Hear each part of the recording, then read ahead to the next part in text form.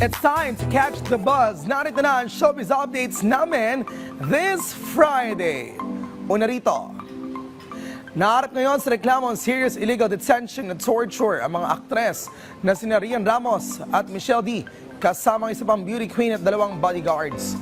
Ayon sa complainant na driver at personal assistant ni Ramos, nangyaring insidente noong January 17 matapos siya akusahan na may hawak na sensitive photos na actress na umano'y nakalagay sa isang angpaw. Dahil dito, siya raw ay pinahirapan at ikinulong sa loob ng isang condo unit sa Makati sa loob ng 3 araw. Kwento pa ng driver, sinubukan niyang tumakas at tumalon mula sa 39th floor. Pero nahuli rin umano siya ng bodyguards at ibinalik sa unit.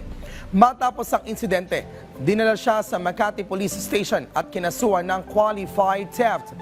Ngunit kalaunan, dinismiss ang prosecutor's office ang kaso at nakalaya siya noong January 22.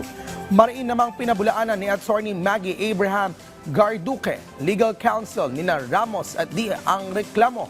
Iginit niyang walang illegal detention na nangyari dahil residente raw ng kondo ang driver. Marami rin umanong discrepancy sa statement nito. Sa ngayon, wala pang opisyal o personal na pahayag mula sa mga sangkot na personalidad.